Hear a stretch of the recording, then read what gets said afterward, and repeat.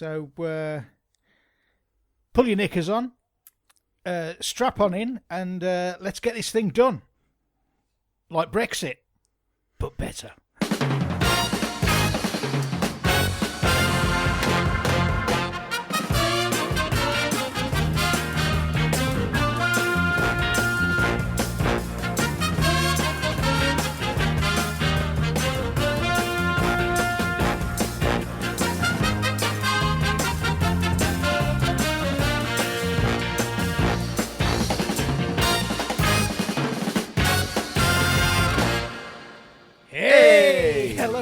Welcome to the Midlife Gamer Podcast. Today it's Wednesday. It's Wednesday, the 5th of February 2020. My name is Daren Baldock. Joining me at the other end of the interwebs is the dashing and debonair Mr. Matthew Moore.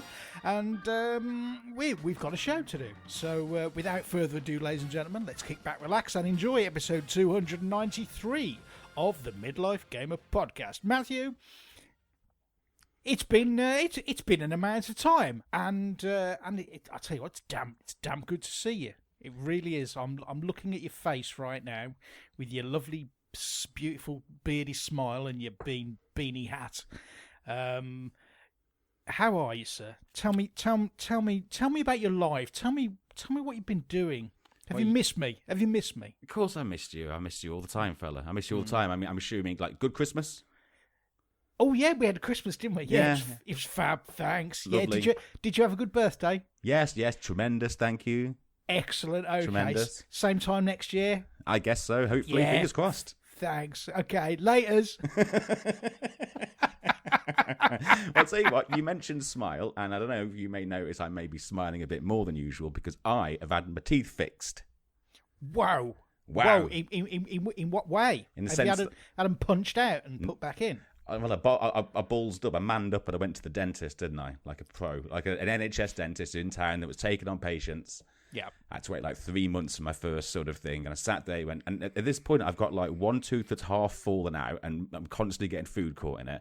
And for the past 3 years, I'd say whenever I smile, particularly in pictures, I've got my lips closed, because over the years I've been I always thought it was stained, but it wasn't. It was eroded away the front elements of my teeth in like 2 lines either side. And I was so conscious and so paranoid about it. In fact, I remember before last MLGX, I wanted to get it sorted out before then. I remember having a conversation with Watley.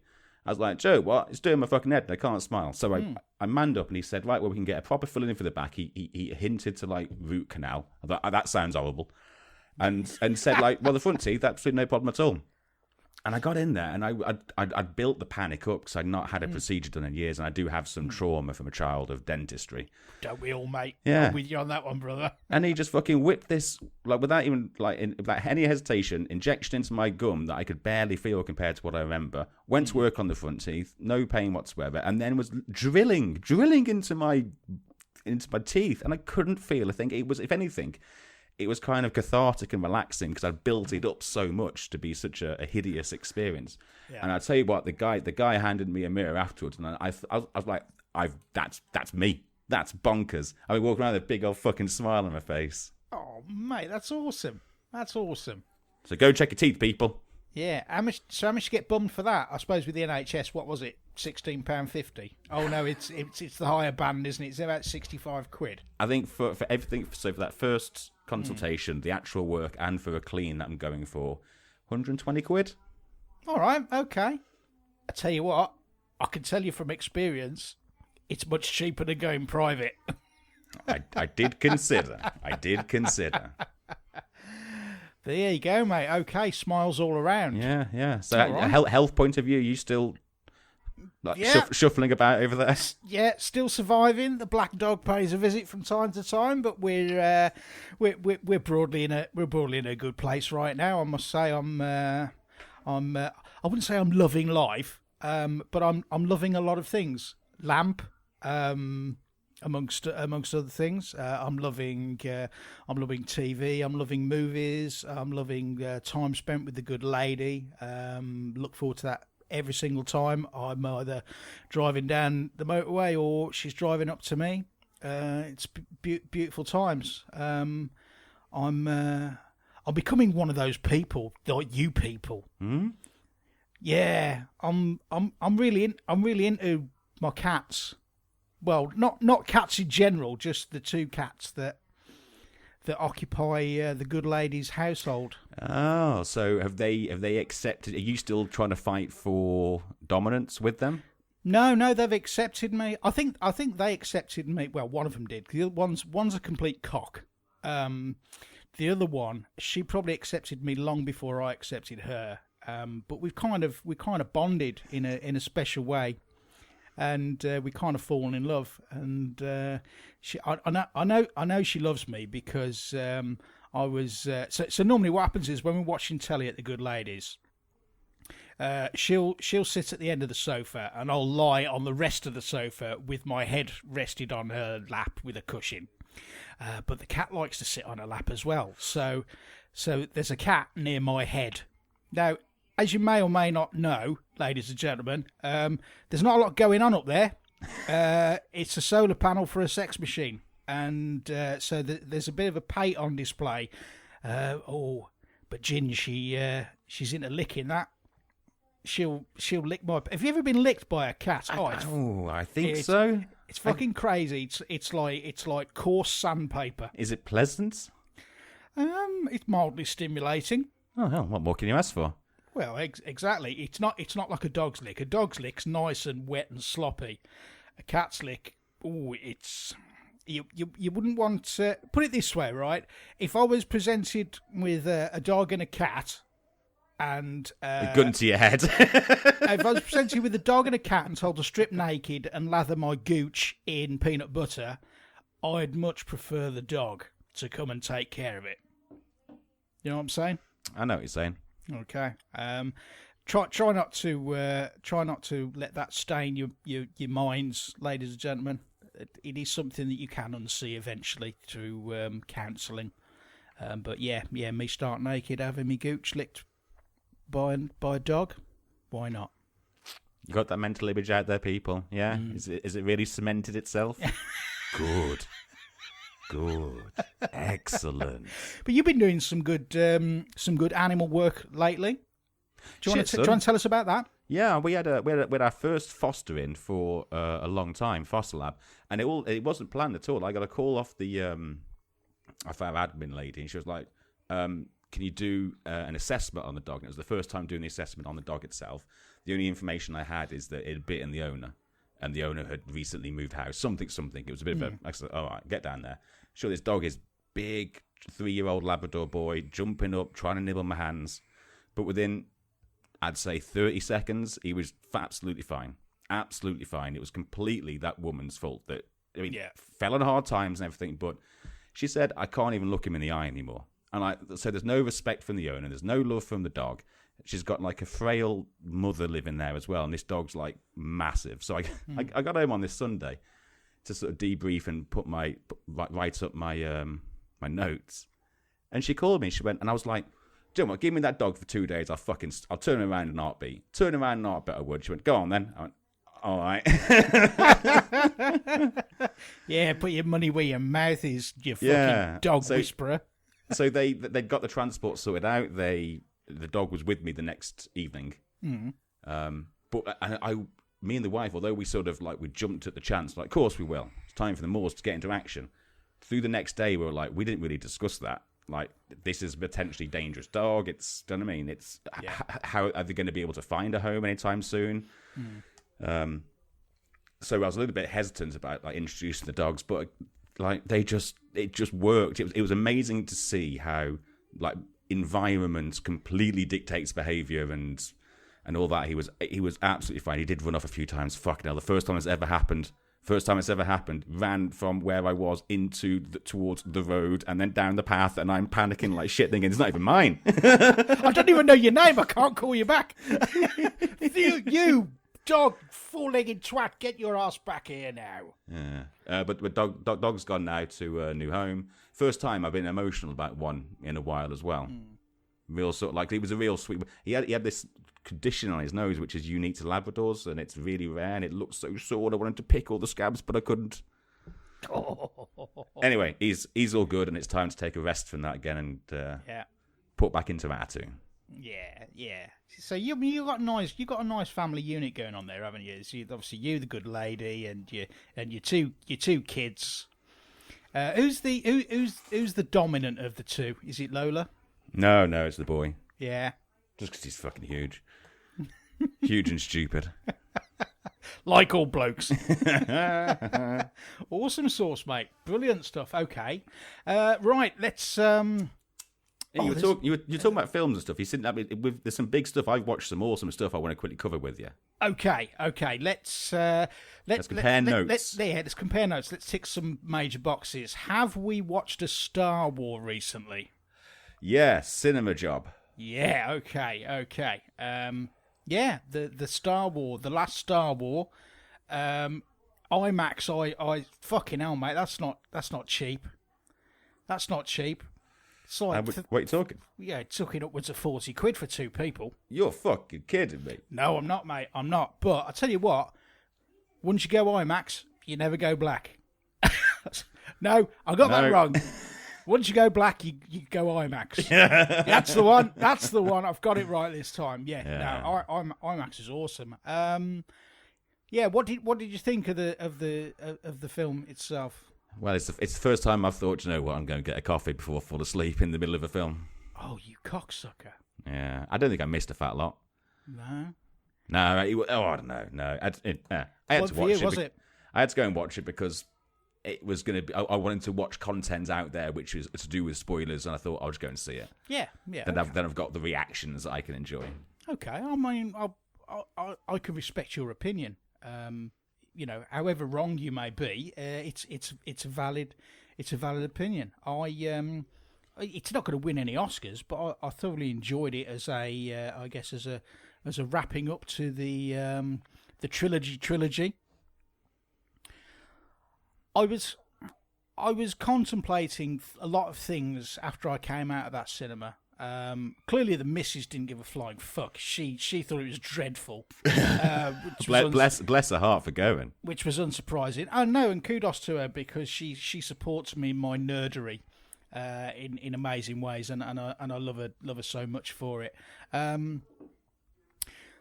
This film, you got to understand, this film isn't for adults. All Star Wars films are aimed at children, and do you know what? I watched it from the perspective of 6-year-old Daren, who queued up for an hour and a half outside the Gaumont in the centre of Birmingham with my dad to watch A New Hope, and I remember coming out of that film just completely blown away. It was a life-changing moment, and I needed to relate back to that younger Daren when I was watching this film, and remembering that. This is, if a 6-year-old was watching this right now, would they be feeling what I felt when I was 6? Yeah, but I enjoyed it, mate. I enjoyed it.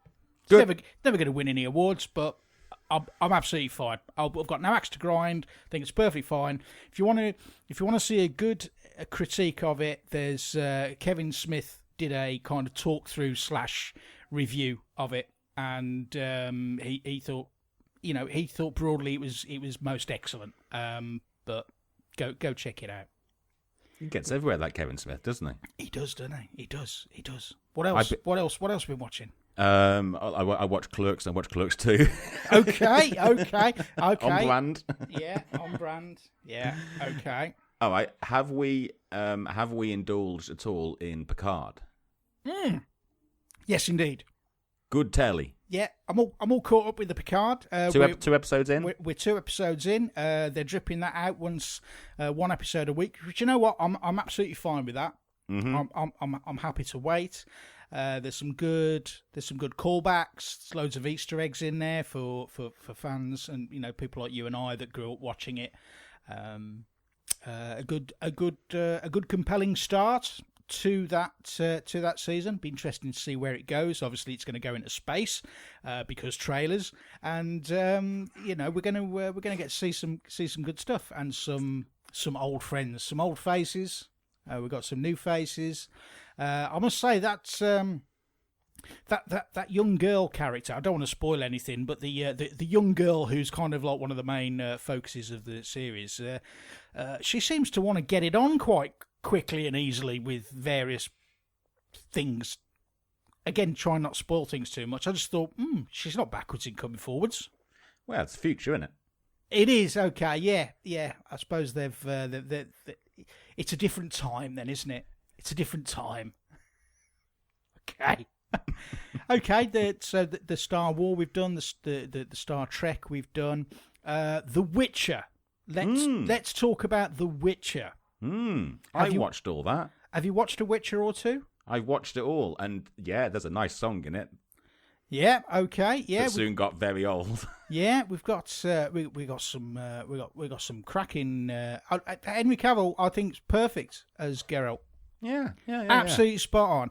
And the interesting thing is, I've been watching a few interviews with him. He was a huge fan of the game. He's totally into it, and he's even talking about how he had so much respect for the voice actor who lent the voice to Geralt in the video games. He said he didn't want to copy that exactly, but he wanted to kind of create his own.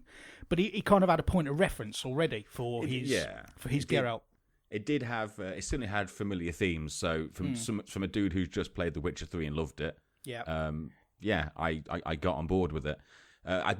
This is why I kind of like that Picard is weekly. Because I did binge this, and it meant that I didn't give myself time to sort of ponder and think and anticipate. Yeah. But I also just missed things. I think either that or it was just a confusing story, because it got to the end. I'm like, oh, was that the last episode? Shit, I no idea what's just happened. Yeah, I must say, again, avoiding spoiler territory, the last episode was... It seemed very much unlike all the episodes leading up to it in terms of the content and the amount of screen time between Geralt and whatever else is going on within that storyline. But there's some cracking actors and actresses in there. Yennefer. Pre or post?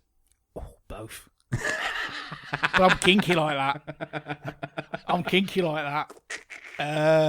Yeah, she's from Wolverhampton apparently. Is she for Jesus? Yeah, local lass. I'd say I did when they obviously, because there were elements of magic and mysticism in the stories. I didn't find it overdone, but when they did use it, they used it to effect. Yeah, it's like one of my criticisms of the Lord of the Rings story is that you never really see Gandalf bust out a magic missile. And every now and again, you want to see a mage or a wizard just fucking just cutting loose with the hands and stuff shooting out. Yeah, I can relate to that totally. But but Henry Cavill as the Witcher, he was like proper. He's proper buff. He's a buff guy, isn't he? You know what I mean? Did I read that he didn't drink water or didn't eat for 3 days before the bath scene or something bonkers like that? Well, obviously the bath scene is of interest to many people out there, especially the ladies, some of the men as well. Nothing wrong with that. We're equal opportunities bummer podcast, and I had stories about him. He was ruining his costumes on a regular basis just by being ripped. Yeah, totally fucking ripped. Brilliant. That's a problem I wouldn't mind having. Do you know what? I'm kind of with you on that. I am kind of with you on that.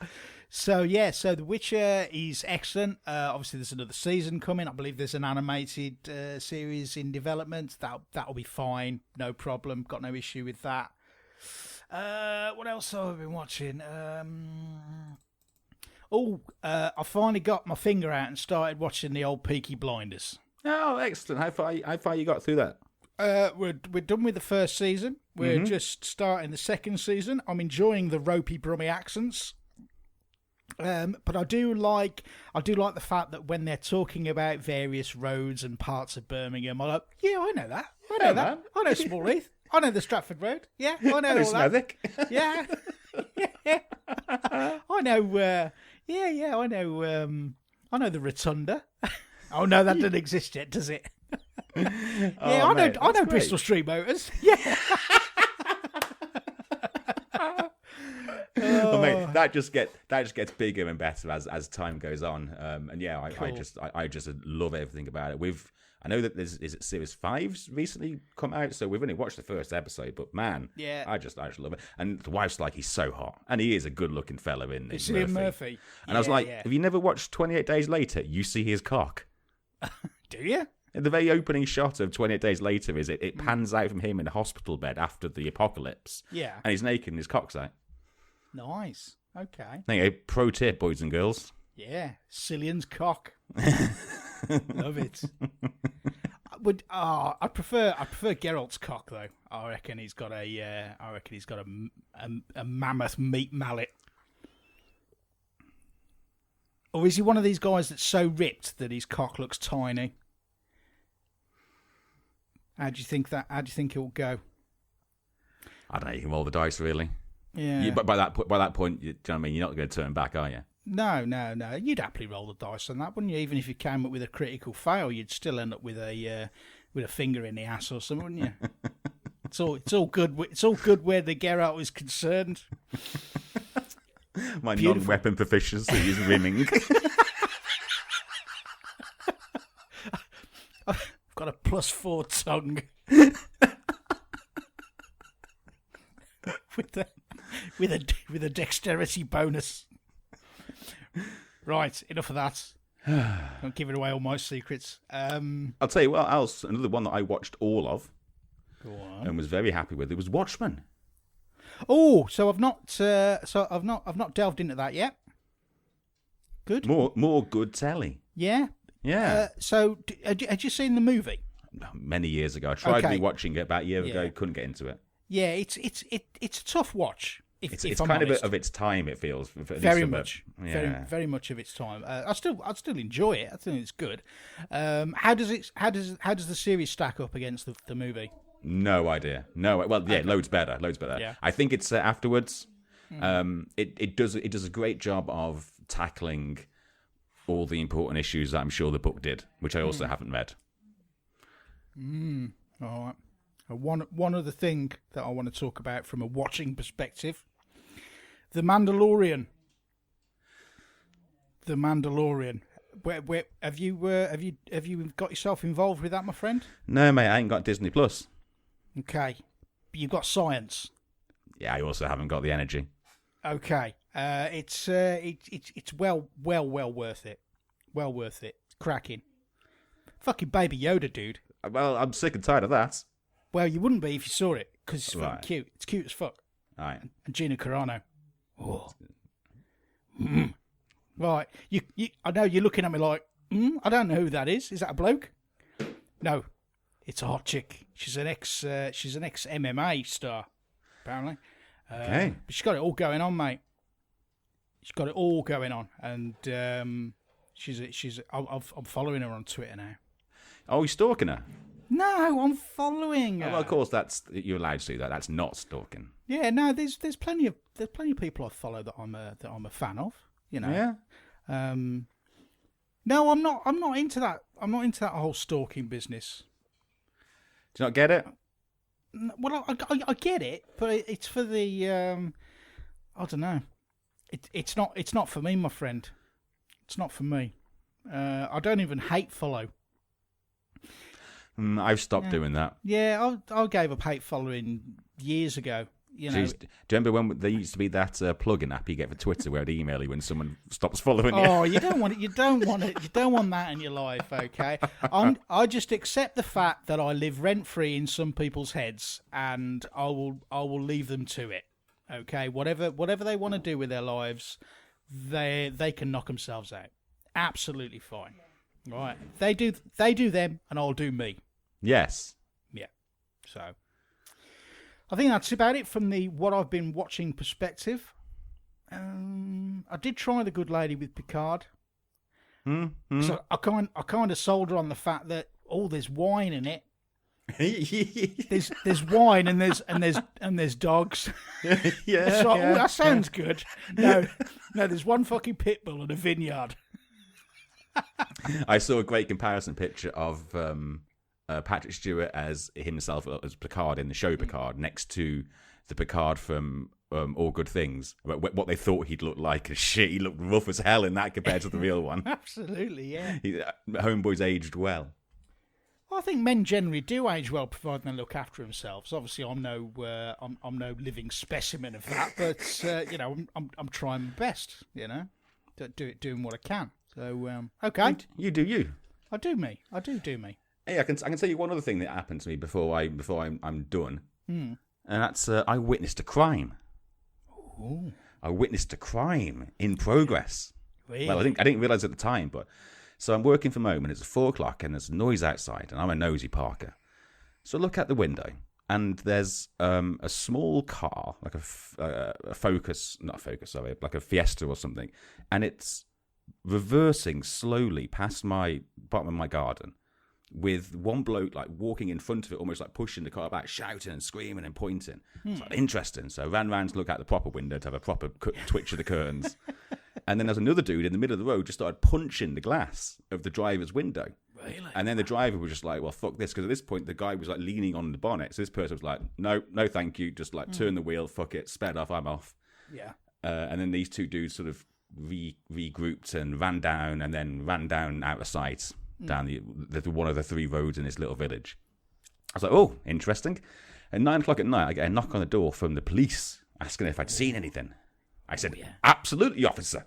Let me tell you what I witnessed. And hide your kids, hide your wife.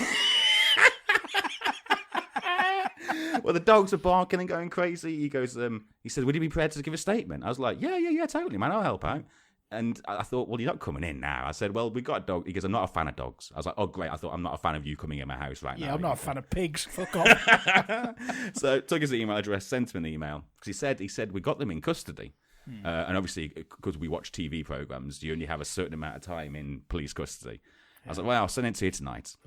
And the next day, he passed it back and everything. But what he did tell me is it was to do with a burglary a few cottages down. And I was like, okay, so it was a burglary. What did I see? Did I see the getaway driver sort of like not letting them in? Were they? And I couldn't piece it together. But by all accounts, these two dickheads crashed a car, which was nicked, on the A40, clambered up to where my village is, into this fucking bungalow, tried to rob it. I don't think they did very well. Came out, were walking past my fucking house, and the first car that came to pass, they tried carjacking it. Obviously that person was like, no, you're not, and drove off. But what they'd done is they'd run down that thing out of sight and actually did, at knife point, pull some poor good woman out of her car with her kids in the car. No way. Let her take the kids out and just fucked off. I was like, you little fucking toe rags. But also, part of me, a very small part of me, I'm glad that it didn't come to fruition. I thought, maybe I should open the door and let the dogs out, see if I can help. No. Jesus Christ. No, Matthew. If you see things like that, don't get involved. Oh, boy. But I was thinking, if I was fucking coming down my little track in my car with the dogs in, and it was when they walked past, like, I couldn't reverse or go anywhere, I would have to run them over. And I don't know how the law works, but, like, I just fucking run these guys down. You'll be fine, mate. You'll be fine. You'll be fine. It's country law. Get off my land and all that. That's a good point. I did contemplate, I told you, I contemplated getting a shotgun license and a shotgun. All right. Then I thought better. What? Because alcohol. because I just about know which end's the hurty end. Oh boy! Oh boy! Oh boy! Oh wow! Okay. Well, I haven't witnessed any crimes. I did witness an incident. No, scratch that. I was involved in an incident firsthand. So I was in a car crash a couple of weeks ago, which was fun. I've been driving for 30 years, nearly. Never had a prang or a bump whatsoever. I'm coming back up from the good ladies, and I'm on my way to Daren's house because we're gonna have a bit of a board gaming on a Sunday, which is something we like to do. And I'm just driving along this dual carriageway in the outside lane, and there's an ambulance in the left lane. And I went, all right, I'm gonna pass this. I was staying in my lane, and as I'm passing it, decides it wants to pull into my lane. Fabulous. What sort of speed? Fabulous. Oh, it'd be under 40 miles an hour, my friend. That's still quick enough to give you a big old shock. Oh, mate, shut me up proper style, mate. proper style. The adrenaline was flowing. But I tell you what, everything kicked in, and I was like, right, okay, I'll record the time. I'll look at my clock, see what time it is. I'm going to get out. I'm going to take as many photos as I can. Well, I didn't get out. I just sat there. I sat there motionless and did nothing. Because I thought, maybe I'm injured and I don't know it. Mm-hmm. You know, when you see these films and like somebody goes, oh, I'm all right. Oh, my leg's missing. That's not good. So I just thought, well, I'm in the best place here because it was actually an ambulance that hit me. So I thought, okay, well, at least if I require medical attention, I'm good. I'm all golden on that front. But no, it turns out I was there was nothing broken, just a bit of bruising and bumping. The car is in the repairers at the moment as we speak, so I'm just driving a hire car, and hopefully I'll get it back sometime next week. But you know, it's all steel and nuts and bolts, and what's important, I've learned on reflection, is your own health. So I'm all right. That's all. Good. That's all I care about. Good. Everything else is replaceable. I'm not. All full of adrenaline, like you were. Did you march back to the good lady's house and just fuck her? No, I wish I could have done, but I was. I went straight to Daren's house and fucked him instead.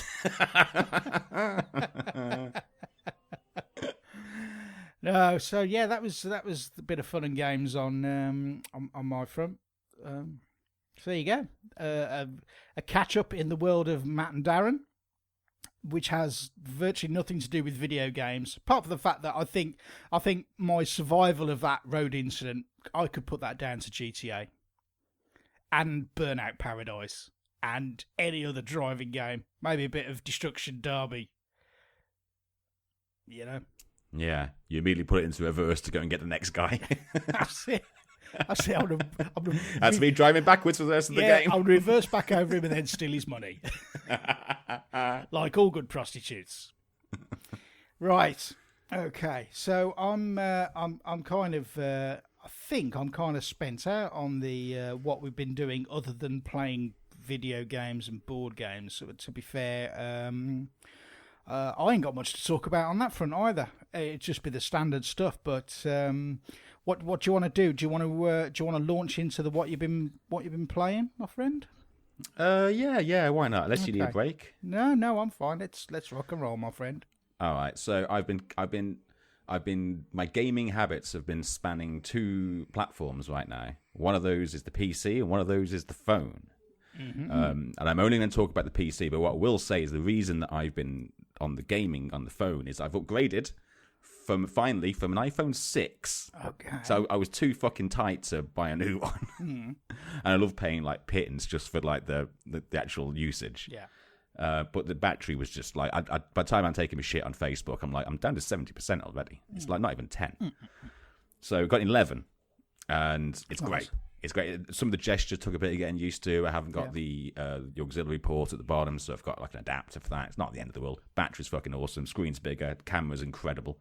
But it's got the facial recognition. Yeah. So I'd only just kind of got used to the fingerprint. Why you go changing things? I don't like change. And it does work, actually. It works all right, except for the times where I've got my phone flat on the table and I just press it and I try and like throw my head down at the camera before it times out. But the worst thing I find with it is it's like first thing in the morning I'll grab my phone, I'm like, oh, I'm an autopilot. I'll like treasure myself to the toilet and I'll sit down and I'll like try and open my eyes. It's all blurry and everything. I'll flick my phone and it won't recognise me. So without even looking in the mirror, I know how much of a mess I look this morning. Thanks, Apple. Brilliant. Thanks for that. Brilliant. But there is a big title that I'm hot on at the moment on that. But I'll talk about that next time. I can see that being my mobile jam for a while. All right. Okay. So on the PC, what I did was I kept seeing that like everyone's doing the whole beers and gears because Gears of War 5's come out, and if you remember, I dropped on that £1 special monthly Game Pass for the Xbox platform that's compatible with the PC a while ago to get Gears 4, and I think I cancelled it just before 5 came out. Yeah. So I was looking at the client, And I was like, shit, man, I just remember I said last time, I was like, I could log into an old Xbox account. I did that on the client, on the PC, without being a subscriber. It let me look at a social tab on there. So I've got people who've not been online for years. I've got people who are still playing. So I'm like, shit, man, I'm going to give this another go now that Gears 5's out. So I future Matthew's going to sort of like worry about cancelling that one day. And sort of got on with like, okay, well, there is a wealth of content which I've not really delved into. Yeah. And I started finding problems. It's also the first time I've kind of given my computer any stress. But I've always known since the day I turned the last screw in that case. Yeah. That one of the fans weren't running. That's fine. This. Future Matthew will worry about that. So I started out with the Outer Wilds, or the Outer Worlds. Sorry, I think it's the Outer Worlds. It's the who did Fallout New Vegas? Obsidian, yeah. So it's them doing like a Fallout Light ish is a way of explaining it, but loads better because I don't like Fallout games. And I'd be playing it, and I'm like, shit, this works on my computer. And I mean, it should do. It's decent enough. Do you know what I mean? Yeah. I'm like, yeah, I'll get my old 360 controller in there as well because like that works really well on the USB. Yeah. And then after about every hour, my computer would just shut down, and it's noisy, and it would shut down. And I'm like, this is overheating. This bad boy's overheating. Yeah, it is. So I was like, all right, so I'm gonna do these fucking screws, see what's what. And I ended up taking photographs of the cables and the case and sending them over to Matt Jones going, dude, I need an adult. And he sent me like a screenshot back and sort of like had articulated with little points again, like, is this, is that, is that? I'm like, oh yeah, there's a thing there that says fan. I'll plug it in that. Oh boy, and did that solve your problem? It solved my problems, man. It's fucking brilliant. I can game. I mean, I do need to probably re-examine my what's it called? My cooling solution. How's your cable management in there? Fuck off. Oh, my cable manager around my entire desk is a nightmare. It's a cat's nest. That's what we're saying. Yeah. Yeah. Oh, right. Okay. It is. And aside to that as well, to assist me with my PC online gaming, I've just got. Am I quicker? Am I faster? I've got new internet. Have you? Okay. Well done. I've moved from, and I was getting like a 9 meg download to close to 300. Hey, very nice. Very nice. So I played the Outer Worlds couple of hours. I was kind of enjoying it. I thought, you know what, there's got to be more I can go and have a play with. So I started going down just going down what content is there. So I'm like, okay, they've got FTL, I've already got that. They've got this game, I've already played that. These things kind of half interest me. I've got fast internet now, so I'm like, oh, what's that? Halo Wars 2. I'll download that. It'll take half hour, and I'll play the opening tutorial, and I'll hear him say all units. And I'm like, right, that's all right. Give it 20 minutes, uninstall it. And then I'll go like the game called My Name is Pedro. I'm like, oh, I think I've seen some videos of that. Again, download it, play for 20 minutes. And I find myself thinking, like, what am I doing with my gaming time here? I'm not. It's the Netflix effect. It's like, because it's there doesn't mean... Perfect example being, I love FTL. The developers of that made a game called Into the Breach. It's been out for about a year and change, and all the people I respect love it. And I should love that game. Downloaded it, played the tutorial. I'm like, but there's other stuff to do. There's other stuff to be doing. I'm not putting the effort in to actually sit down. Like if I'd have bought something back in the day, I need to go and find and go and get the enjoyment from it. Now I'm just like, all right, next. You have got in front of you a massive video game buffet, and you're just wanting to sample everything. That's what you're doing, Matt. And nobody else can fix that for you. Only you can fix that. And you're going to have to arrive at your own conclusion. I have a similar problem with board games. I can't stop buying them.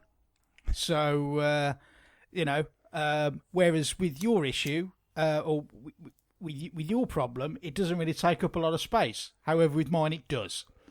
So that's true. You can't uninstall a box, can you? No, mate, no. No, and at some point in the future, when two homes become one, there'll be a reckoning. Can you do the equivalent of zipping them up and sort of like putting them all in boxes into a loft? I could put them in a storage, but that's expensive.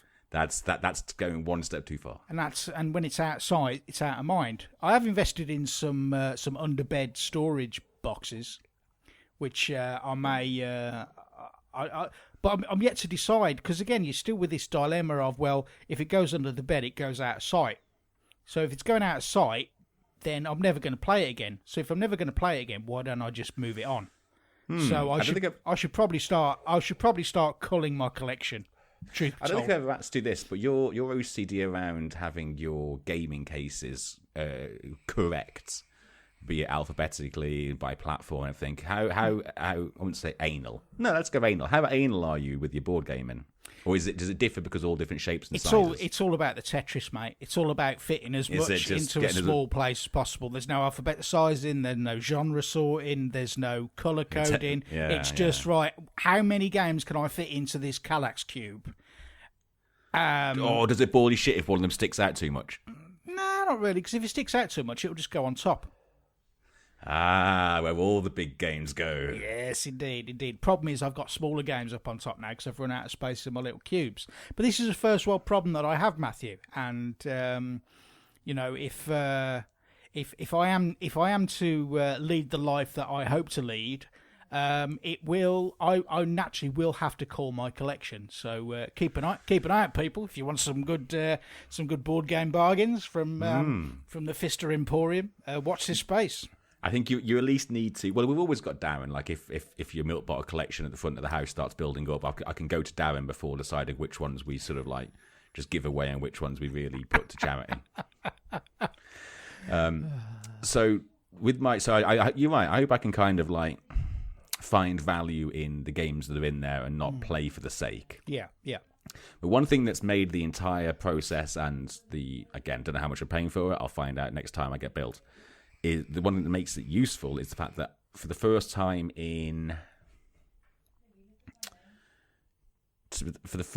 since I last lived in Rugeley, I've indulged in proper formal Gears and Beers.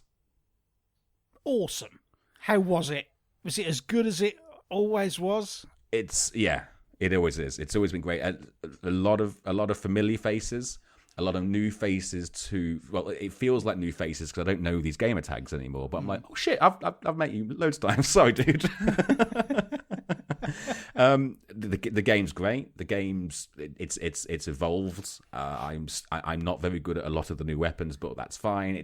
They've certainly done a lot of work when it comes like if you're creating custom games, you can go wild with shit. A few times when there's just been 5 of us left, we're like, right, let's do some ranked, and oh my word, I mean, not knowing the maps is bad enough. I will say there's no old maps in there, right? I'll give you a 5 for Gridlock alone.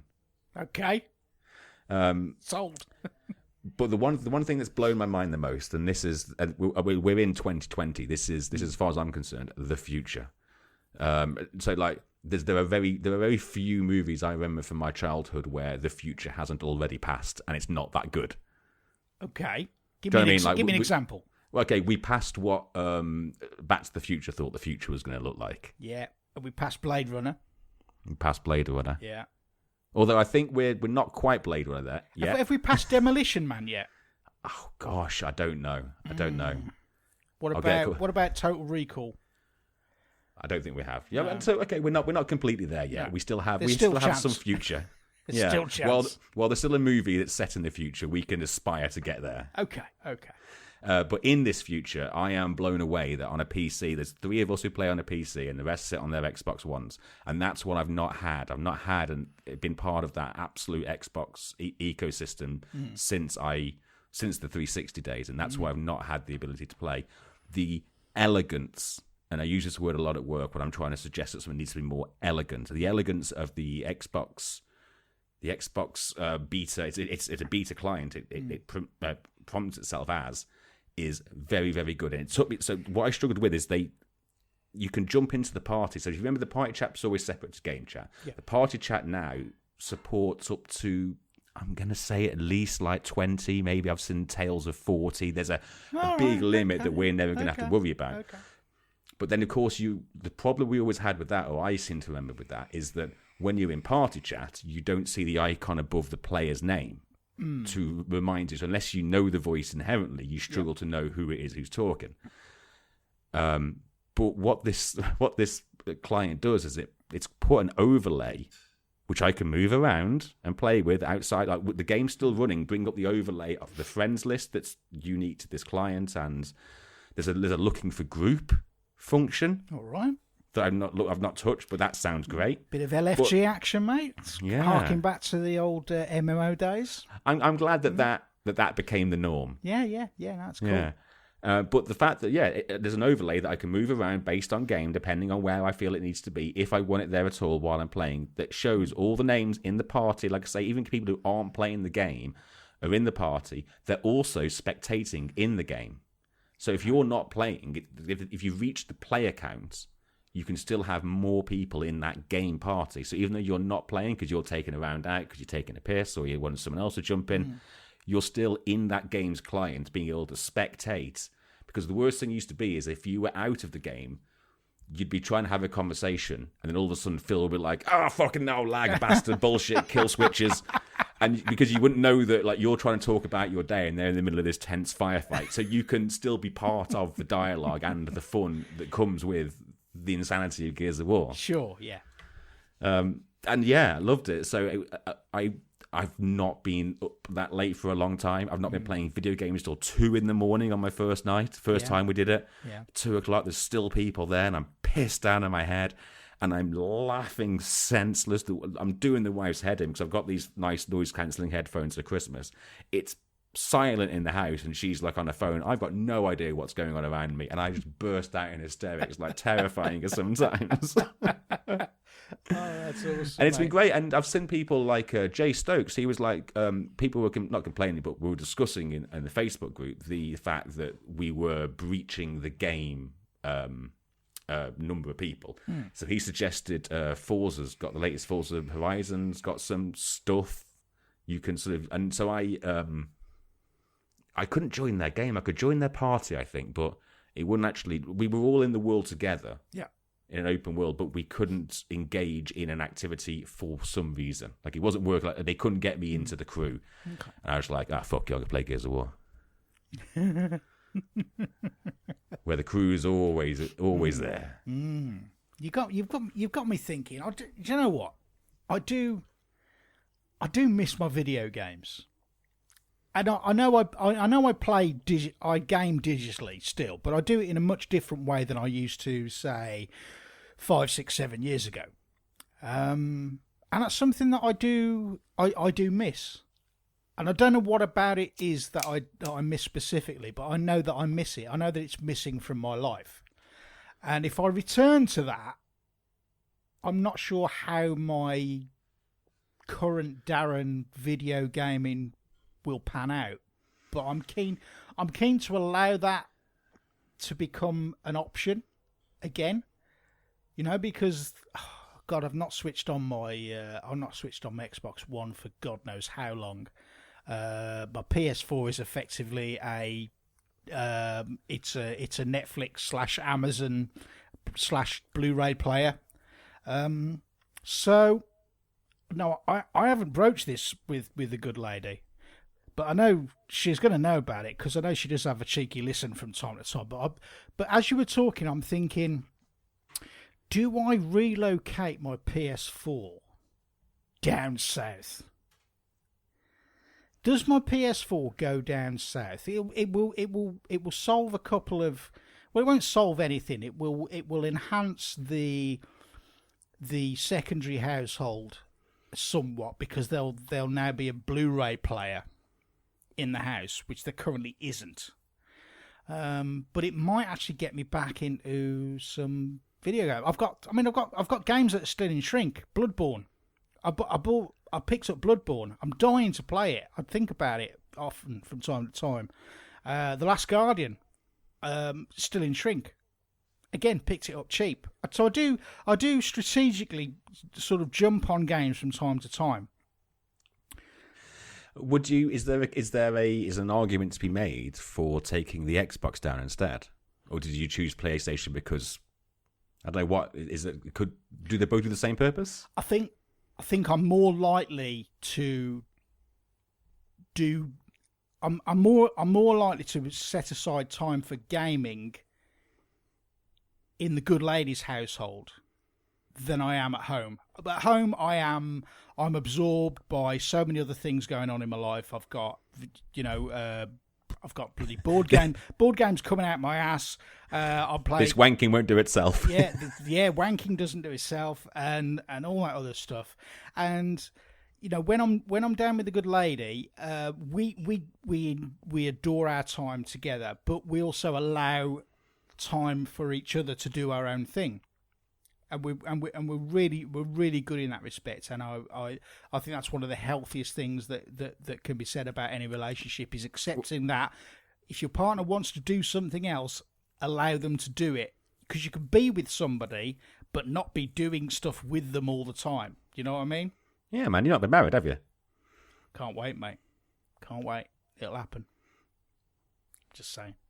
Well, you say that when the first time I met your good lady was around your house, and biggest compliment or acknowledgement I'll give you of that statement is, she was right at home. Yep. Right at home. Yep. Yeah, she thinks I'm an absolute cock, the same as everyone else. So. But the reason I was asking about the PlayStation specifically is that the argument could be made that if you could be asked to relearn the Xbox, what has probably been clunky in the past interface, you do have that service that I get that you could probably find a science way of stocking up on X and then you're paying £1 for eternity. But because, like I said, the wealth of content there, you're saying you got Bloodborne in your shrink wrap, you got these big dark games. I don't see you. I don't know. It's a thought, because also selfishly, you could just plug a headset into your controller and just jump on and just have Gears of War installed. Don't even play the game. Just jump into the party, watch the action happen, and have a giggle. Okay, is that a thing? So I don't have to own the game. I could just watch you guys. No, you'll download the game because it's part of that service. It's free on that service. All right. Okay. And what service is this? The Xbox Gold subscription something. Oh, right. So it requires a gold subscription. I've not had one of them for many years, mate. I know. But like I say, there are ways of getting it cheap, I believe. Either way. Okay. Getting a bit of extra gaming in your life is not going to be the end of the world, is it? No, it's not. And equally, it's not like a number one priority. It's just a thought I'm having right now. Because, again, sort of planning forward, at some point, when two homes become one, then that whole ecosystem comes with me. Yeah, and I'd like it to become a small part of my life once again, because I have so many fond memories of, lying on the sofa playing Uno till 3 a.m. Can I still play Uno? Can I still play Uno? This is going to be the killer, whether I take the Xbox One down or not. I'm gonna have to find out. I've got a feeling probably not. I don't know. Son of a bitch. I was just thinking about it. I was just wondering if there's like a PC equivalent of it that just lets you use any old webcam and it'd be like that. But I think Uno as a license, it has to be actual Uno, doesn't it? Fuck yeah, I love my Uno. I was enjoying analog gaming before I even realised it. But there you go. Okay. No, good talk, mate. Good talk. Do you want to take a natural break? My glass is empty, and I want to refill it. So shall we drop a little chip tunage on the lovely listeners, and we'll be right back after this.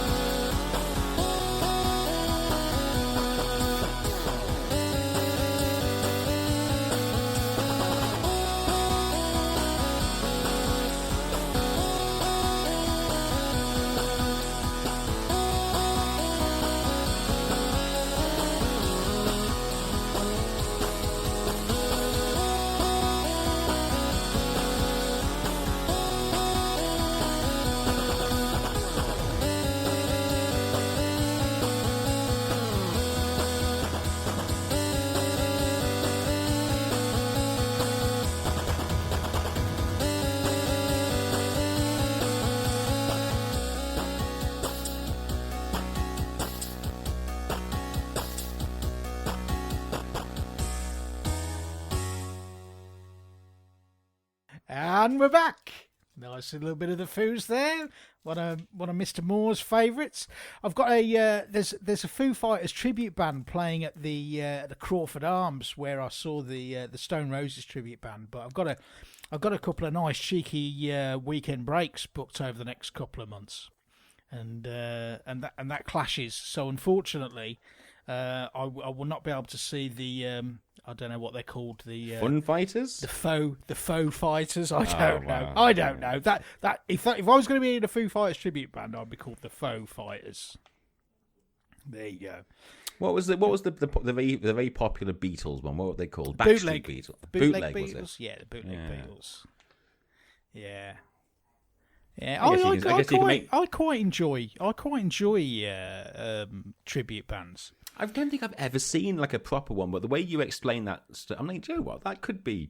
It's not the real thing, but fuck it, you can still pretend it. It's just having as much fun. Near as Daren, mate, and if you get enough booze inside you, it sounds fucking great. You know. But that said, I actually did. Good lady and I considered going to see a proper band, even within the last week or so. So the MCR are touring again. Yes, My Chemical Romance, and they're doing the bowl at Milton Keynes. Ooh. So okay, let's have a look. And fucking hell, it's like £195 a ticket. Bloody hell! I said, well, I like me a bit of My Chemical Romance, but I'm not sure if I like it to the tune of £400 for two people, my friend. And you might not have it anymore. So I said, "Can we just park outside? We can sit outside the KFC and listen to the band from outside. It's going to be a lot cheaper." Yeah, you're like one of the people who don't like paying for firework displays. or more importantly, don't see the point and think, "Fuck it, I'll just sit in my garden." You dickhead. The missus loves a good firework display. I personally think it's a massive waste of money, but there you go. That's how I roll on the firework front. Love me or loathe me for it, I don't care. I'm at that age where zero fucks are given for anything like that. Anyway, back to video games. Oh, you played some? Because we're having a good old chat. Well, I have, but, it's the usual stuff. So, Eternal is still my daily jam. I really, really enjoy that game so much. I entered a tournament a couple of weeks ago. And there was cash money prizes available. Entrance fee? There was an entrance fee which was basically you either paid with gems or gold. Gold can be accrued for free. So it didn't cost me anything to enter, but it cost me a lot of gold. And I had to get into so it was played over 24 hours. You had to play 28 matches and you had to get into the top 64 within that 24-hour period after completing your 28 matches to get through to the final on the Sunday.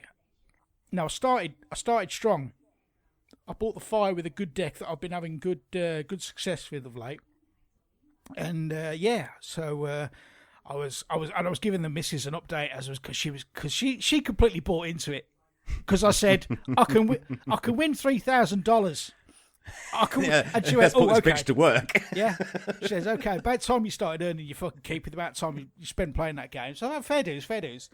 So every so often I'd give her an update. I'd say I've played 10 and I've won 6, and I'm position 125.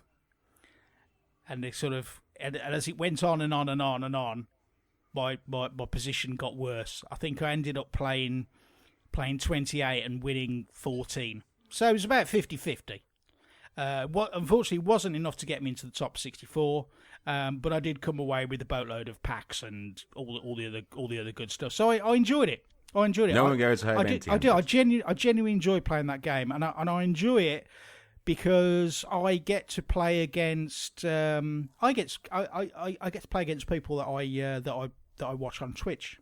So I follow a lot of Eternal players on there, and I normally don't pay attention to the usernames, but I have seen the odd person where I go, "Oh, I know this person. I watch this person on a regular basis." And when I love this person, and when you beat them, it's all the sweeter. It's all the sweeter, my friend. Yes.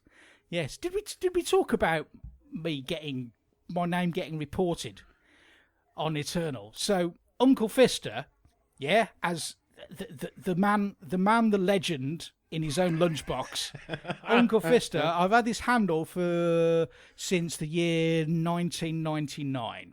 Okay, so 21 years I've been rocking in various ways, shapes and forms on social media, gamer tags, you name it. It's always been about the Uncle Fista, be it one word, two separate words, underscore in the middle. It's Uncle Whatever Fista. it needs. At least not on LinkedIn. No, not on LinkedIn. Fuck LinkedIn. That's just bullshit. Anyway. So I logged on, this happened a couple of months ago. I logged on and I was seeing my name. It just said player. Well, that's not me. I'm Uncle Fista. Do you know who I am? I'm Uncle Fista. Well, it says player. And then I went, oh. And I checked my emails, nothing in there. Oh, check my spam folder. Oh, right, okay, yeah, there's an email from Direwolf Digital. Yeah, your name's been reset due to inappropriate content.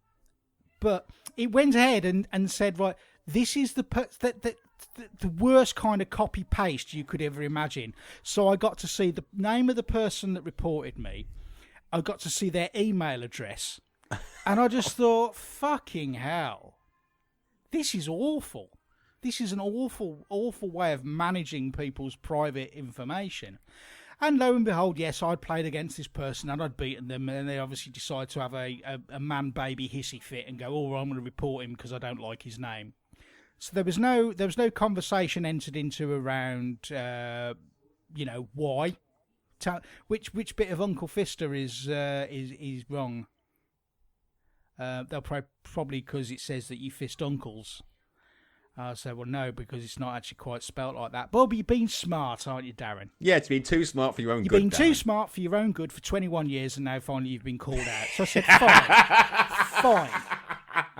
fine, you've got me. Change my name. And I gave them a couple of options. And then they went for Spam Polo. Which is fine, because obviously that's not alluding to anything rude at all, is it? God bless you, American companies. You haven't got a fucking clue. Yeah, so now I'm Spam Polo on Eternal. Yes. Is that not going to bore you up, that you're not now, like... No, it's fine. It's fine. You're somewhat debranded now. No one's going to remember who's Spam. Long-time listeners will get the connection to Spam Polo. Okay, very, very long-time listeners will get the reference to Spam Polo. Yeah, you hear me, Seabiscuit? He'll come back one day. I'm sure he will. I'm certain of it. So yeah, I've been playing a lot of Eternal, and still loving the living ass out of it. I must say. Aside from that, I don't think there's anything else that I'm majorly playing. I've been playing a little bit of the Terraforming Mars app, which is a great representation of the board game. Aside from that, there's nothing much else from a digital perspective. You know, when I fire up that Chromebook, first thing I go to is Eternal. And I love it. Love it, love it, love it, love it. Have you used your Chromebook for much more? Do you use it for like an upside down mounted TV screen? No, I can't use it. I use it for loads of different things. I watch YouTubes. All the YouTubes that I like, I watch on the Chromebook. And do you watch it in laptop mode though? Yeah. I can just watch it in any mode I want. I'll just lay it on the bed, prop it up with a pillow, and so when I'm lying down, my face is oriented in the same way the screen is. You know how it works. Is there any desire to consume media fully through your VR headset? Of course there is. And we haven't even touched on the VR side of things.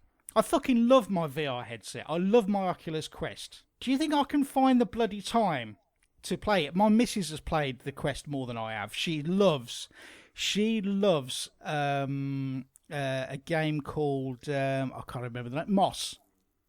So I think Moss has been available for some time on other platforms, on PlayStation and on Oculus wired solutions. So Moss is basically a platformer with a little mouse. Got a little mouse, not a mouse you move with your fingers, a mouse that actually walks and breathes, and she's dead cute. Her name's Quill, and she's the cutest little mouse you'll ever want to meet, and the good lady loves her. And she keeps saying, and every time, so when I'm visiting, she'll give me a list of things I need to bring down. She's like she organises me very well, and I love her for it. She's really good at that sort of stuff. And she always says, "Bring your Quest," and I always bring it down, but we never get around to playing it. So that's why I'm thinking, well, if I come down and there's a PS4 in tow, then I can be on the PS4, and she could be on the Quest doing her Quest thing. So I'd love to be able to talk more about how much I love that Quest. I think about playing. I'm talking about now, and I'm thinking about playing it. But there's that physical act of getting it out the carrying case, making sure it's charged up, putting it on my head, finding myself a space where I can use it. And there's just that couple of steps, and this is very much a first world problem. First world problem, and it's Daren's little problem. But going through those basic steps just to get yourself immersed into a game, once you're in there, it's totally fucking worth it. It's absolutely worth it. Love it. But I'm distracted by the things. I've got Magic the Gathering, and I've got Cardboard, and I've got Eternal, and I've got this, that, and the other. I've got The Witcher, and I've got Peaky Blinders, and I've got The Good Lady, and I've got all the other good stuff. I will find time for my Quest because it deserves it. Still one of the best purchases I made last year, without a shadow of a doubt. Yes, yeah. I'm still keeping a beady eye out for a good Switch setup. I know that you can get the Lite pretty cheap, but I want to, as much as I wouldn't say I've pushed the good lady here to play video games. She's certainly exposed to a lot of them. Sometimes likes to pay attention to a narrative. Yeah. Sometimes gets annoyed with its persona. But I know that Nintendo are very family friendly. I know that there will be unique titles on there that you could only play with that device. Yeah. So that's why I think I need it to be a family unit. I think. But they haven't come down in price. It's Nintendo. Jeez, they hold their damn value. It's overtaken the SNES in sales. Yes, I saw that. But this is one of the wonderful things about Nintendo. Nintendo do what Sega don't. Yeah, if you remember the ad. I do. Yeah. Because there's things like whatever it is where you just have a little controller each, and it's not like it's a new tactile sensation. I think that we would have a lot of fun just experimenting with some of those things. But also you got like Breath of the Wild. Do you know what I mean? You got I'll play the latest Mario game. Yeah, you will. I do what I need to make a correction. Actually, I was talking about this to James Watley. I said to him, it'll be my first Nintendo console, and I don't think he believed me at first. But actually, no, I did own a Nintendo console. I bought a Nintendo 64. When? Well, I've got when it was out. Bullshit on that. No, when it was out, I was dating the older lady with the 3 kids, and I bimbled into. Okay, let's date this then. I bimbled into Woolworths in Rugeley. Okay, so this would be before Matt and Daren. Yes. And I bought it with GoldenEye. Okay. The one I was most excited for was the South Park game. Really? You were excited for that? I was at the. I guess I was at. Did you get Mario 60? Tell me you got Mario 64. I think I did, but I didn't enjoy playing. I didn't enjoy playing any of that console. It was a horrible console. That controller was bullshit. Fuck you, and the horse you rode in on. Right, you're ripping the piss for my pictures I'm posting on RateMyPlate.com, and then you're telling me that you couldn't get along with Super Mario 64. You're dead to me. Get the fuck out of my life. That's it. We never. I always knew we'd never make it to episode 300. Fuck you, Uncle. Do if he was 10 years younger, we'd have made that joke and actually get up off his ass. But yeah, you're all right. No, I ain't getting up, mate. Too much I can't work. All right, yeah, but it would. I was just thinking as you were talking about it. Actually, this would be, and I'm not going to count that because that's Legacy Matthew, where Legacy Matthew didn't know better. All right, so we'll let him off. We'll give him a pass. And you had a short period ownership of a DS, or there was a DS in your life, may not have been yours, as I seem to recall. It was a Wii. I actually set up a Wii, even though I was like real deep into 360. I set a Wii up on my nice little sleek gaming system with this wonky fucking IR camera strip across the telly that kept falling off, and a control system that. Well, yeah. Either way, I remember trying to play a Zelda game on that. Yeah. Whichever one it would have been. Yeah, Twilight Princess. I don't know. I may have turned into a wolf. Don't know. Okay. Don't know. Anyway, you're willing to give Nintendo another crack at the whip, which is great to hear. Yeah, I love to go and play Zelda, and I can be that dude running around, Mr. Zelda. Mr. Zelda defeating Mr. Zelda. the Goombas. That's who you want to be. Yes. Fucking hell. What the hell's happened to us? Yeah, we used to have. Well, I never think we had our finger really on the pulse of video games, but we used to talk about the news so much, and now it all just passes us by. You know, Dan Houser's left Rockstar this week. You know, that would have been a major talking point. We would have said, what does this mean for the franchise? What's going on? What about the future? It's like, yeah, okay. There's other shit going on. Eh? What about Yennefer's tits in The Witcher, eh? That's what I'm talking about. In that final episode, it's all pushed into one big one, right in the middle. Yeah, we don't care about the Hauser, we care about Yennefer's tits.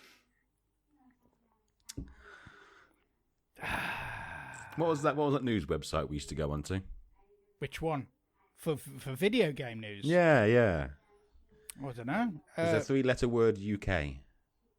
I used to look at it now and again because I had jobs on there. I'm like, what kind of QA jobs could I do? It's all like translator. MCV UK, that was the one. MCV UK, yeah. It was a trade press mag. Yeah. Bloody hell. I do shock and amaze myself sometimes at how much of a departure I've taken from the video games industry. And it does make me wonder for long-term listeners when they've got a point of reference and think, say, right, well, 10 years ago, these guys were hot. And now we're just rambling on, talking shit. And I don't know why. I know why, because it's fun. I enjoy having these rambles with you. I enjoy catching up with you. I enjoy exploring what we've gone and done in our lives and looking at it from an older person's perspective, because I know I've said it a few times before, but I'll say it again. The older you get, the less of a fuck you give. Yeah. Yeah. I bet I was worried about so much bullshit 10 years ago. It's probably recorded. Now we were going, were we on point? Were we all the segments? Remember we used to get all the segments. Oh, we've got to get them under a certain amount of time, otherwise we'll lose interest in the audience. Yeah. I think it's fair to say I've probably given up on keeping the audience engaged. It's like, if you're here, I'm fucking impressed. If you're still here, I love you. You got no idea how much love I've got for you if you're still here after all these years. And if you're a new listener, you fucking missed the party. I'm telling you, you've missed it. You've missed it. You've come in right at the end. People have been sick all over the floor. All the good food's gone. There's just a crusty vol-au-vent that's had all the good stuff scooped out of the middle of it. So you just got the shell. You got the husk of a vol-au-vent, which probably had a nice bit of tuna or salmon, or it might have had a bit of prawn in it. I don't know why I'm focused on seafood. It's just a thing I've got right now. All right, and there's only one set of keys in the bowl, and it's yours. Well, yeah. Yeah, well, all the other keys, they're in your pocket. Yeah. We should probably revisit that at some point. You know, things that we used to talk about in the past that were never really discussed on the podcast, but we should probably talk about them at some point in the future. But I'll just put that out there, and I'll leave it. I'll let it hang, and we'll just leave it at that. Okay? Anyway. How are we doing? How are we doing for time? We're doing great for time. No, we don't care about time. We don't care about time. So what else are we going to talk about? Something about cardboard. Well, do you know what? there's nothing really specific I'm going to talk about from a cardboard perspective. I've played an awful lot of games over the last month or so since we last spoke, and I've thoroughly enjoyed all of them. Is there a specific one that I want to talk about at length? Not right now. Is that wrong of me? No. If you've got nothing, if you don't want to repeat yourself or retread old ground, sounds like is everything ticking over okay? Everything's ticking over fine. We're having a broad mix of old games and new games, and bringing new people into the group. So Daren and I were recently joined by another guy who we both went to school with, and we found each other through Facebook. God bless it for all its sins. I managed to meet Nigel. He has a name. Okay, so as many years as you thought that Daren was my imaginary board game friend, I've now got an additional imaginary board game friend called Nigel. So Nigel and I, we used to play. We were part of an RPG group. Well, not an RPG group. We were like a bunch of lads that decided to waste our lunch breaks playing Tunnels and Trolls. So Tunnels and Trolls was like your cool kids' alternative to Dungeons and Dragons. And I thought it was punk and self-harm. No. The only self-harm I do, mate, is just bad wanking. Bad wanking when you take it too far. But I've not even done that for ages. So anyway, giving away too much information here. Yeah, so I managed to meet up with Nige at the UK Games Expo last year, and we talked and we said, "Oh, it's great to see you. Whatever, we need to get together." And then we left it for a few months, and nothing really happened. And then we kind of kept in touch sporadically through Facebook. And then I said, "Fuck it, right?" I said, "This is it. We're getting together this Sunday at my house. Get your ass over here, and we'll have some fun." So the first times he comes over, it's great. Here's Nige. It's great. We're having fun. We're playing a 3-player game, and then after an hour, his phone rings, and he goes outside. He says, "Oh, sorry, I've got to take this call." And he goes outside, and he comes back. He says, "I'm ever so sorry." He says, "My missus has hurt herself. She's not been well." We shouldn't be giggling. She's not been right, and things have got a bit worse, and now she's got to go to hospital. So he went, and we said, "No problem. No, get yourself away." As with all these things, family comes first. Yeah, anything to do, gaming, video, board, family comes first. So he went, and then Daren and I just sat there and thought, was it something I said? Was that his equivalent of asking for Angela? Yeah, was it something I said? But no, genuinely, he had an emergency he needed to take care of, and he came back, and we played some more games, and at another time. So it's good. So sometimes two gamers become three, which is great. Which is great for me. Because I have a number of games which probably lend themselves to be more entertaining as a 3-player experience. So it's great. I managed to get more variety to the table. So that's good. That's good, Nigel. Yeah, good Nigel. Nigel. Yeah, I've never heard of anyone being called Nigel since Nigel Planer. No, Nigel Mansell. Yeah, he's one. Yeah,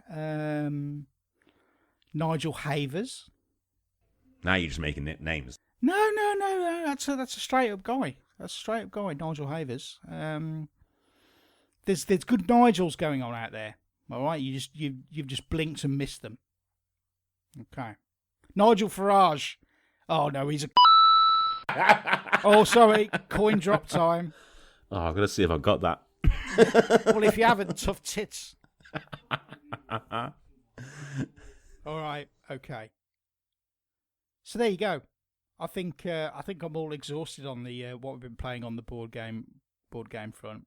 But I'm really excited for some of the games I've got bubbling under at the moment. I've got a lot of Kickstarters turning up at the moment. I was about to ask if you're still actively kind of preloading these. Yeah. So the way I sell it to the missus is I'm giving all my secrets away because I know she's listening. So, but anything that turns up now, I paid, like previous Daren's bought and paid for it. So now it's turning up. It's not really my fault. blame old Daren. Yeah? Previous Daren did all this shit, and I'm having to suffer the consequences. So don't get blaming me that more games are turning up. Because current Daren didn't do it. I can buy that logic. Yeah. Do you know what? I could probably sell that logic if I was smart enough. However, instead of apologising for past me, I'm scared for future me. We're always scared for future Matthew. Oh my gosh! I have to tell you, I think I can get away with telling you that. Come on. I found out something. You know when someone goes like, "You won't believe this," but so and so turns out they're a bit weird and fruity because of X, Y, and Z. I found that out about somebody, and it happened to be the most sort of like macho bloke and like proper bloke, and I'm like, oh, him? What? Jesus, you'd have thought me. You'd have thought he's a chutney ferret. No. He has a weekend moniker. He has a predilection for the creative and the kinky. Yes, and maybe the flamboyant. Okay. And I was like, no, him. Wowzers. But again, everyone's like, we figured if anybody, that'd have been you, Matty. Do you know what I mean? Not the alpha. No, I'm sorry, but nobody gays it up. Nobody gays it up anywhere near as well as Andy Bell. Andy Bell from Erasure is your ultimate gay up person, all right? Because he just carries it off because he's gay, all right? He's a professional gay. He's a natural born, and he's a pro at it. So when you get all these young pretenders, like we're listening to Radio 2 or Gadio 2 as we're calling it, because you've got all the bummers on there. Jesus. But you have, haven't you? So let's have a look at it. So on a Saturday, you've got who's the Irish guy? The chat show guy. Graham Norton. Graham Norton, right. So he's a bit light on his feet. All right, in case you hadn't guessed. It's almost like he's made a career out of it. Who else have you got? You got Paul Gambaccini. All right, for you older people listening, you'll know who Paul Gambaccini is. Yeah, was he one of the first bummers? He's a friend of Dorothy. Yeah. Right. Then you got Rylan. Now, yes. Now Rylan's your safe gay. He's your safe gay because he's gay and he loves his mum. He's your 2020 Not Michael Barrymore. Who was Michael Barrymore? Oh no! Don't mention Michael Barrymore. Why? Yeah, saw his name in the news. I ain't thought about you for 20 years. I don't want to earn a swimming badge in his pool, mate. I'm telling you now.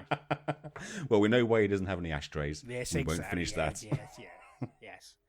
Okay, but basically, all the gays pile on to Gadio 2, which is fine. All right, but as much as they like to gay it up, and they think it's cool, all right. If you want to see a proper gay, go and check out Andy Bell. Go and check him out live. There's a live. I did this the other day. There's YouTube footage of him. I think it's live at some gay pride thing in Cologne, 2017. So he's not a young lad, all right. I've been following Erasure all my life. I don't know if it's common knowledge or not, but I'm a massive Erasure fan. Okay, I love the Erasure. I love the music. I love everything about it. But he's getting on a bit now, and he's got the AIDS. Yeah, he's got the AIDS, but he's not full blown. Do you know what I'm saying? So he's got it, but he ain't dying from it. All right, but it's apparently a thing nowadays. You can have it, and there's enough technology and science out there that says you can have the AIDS, but you ain't going to die from it if you do the right thing. Anyway, so Andy Bell's got the AIDS. It's 2017. He's knocking on a bit. Vince Clarke, he never changes. He still looks the same. He still looks miserable, but he's all right. That's his demeanour. All right, Vince is all right. All right, he's straight. He's never been turned, as far as I know. He just gets on with it in the background, twiddles his knobs, plinks his keyboard, does a bit of guitar. All right, Vince is sound. Andy, however, right, he's fucking full on at the front. He can do whatever the fuck he wants. He's got license. He's got the big G license.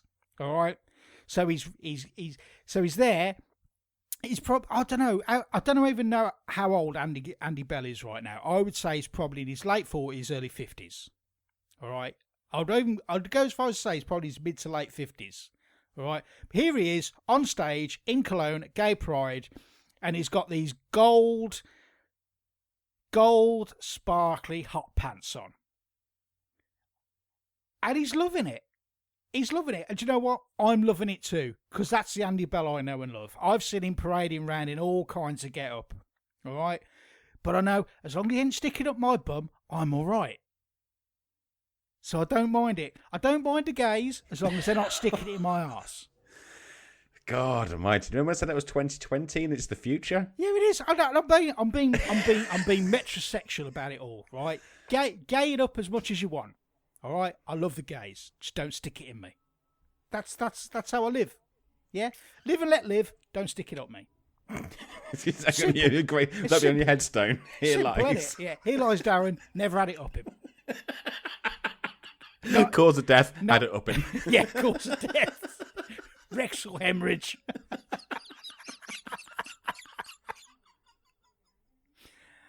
Oh. Well, moving swiftly on.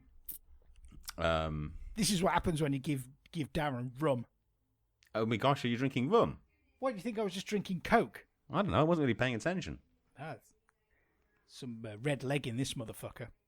Nice. Just saying. Anyway, then we're coming to the end of the show. Do you want to do some domestics? Go on then. You can find the website. Fucking website. Fucking emails I get about that website. Bin them. Bin them. Something limit. Bin it. Performance issues. Bin it. I tell you what, our website's a fantastic window into the past. All right. We're just missing an animated GIF or two.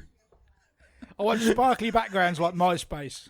Yeah, a black background and loads of fiery skulls. Yeah, that's the one. I had one of them. Can we have some MIDI music that auto plays whenever you visit as well? And a view counter. Artificially enhanced. Oh, yes. So that's midlifegamer.net. All joking aside, though, there is stuff on there that needs to be looked at. Yeah, content in there is great. Okay. Facebook has got the Facebook group, always active, always fun. Come and say hello. And again, like a lot.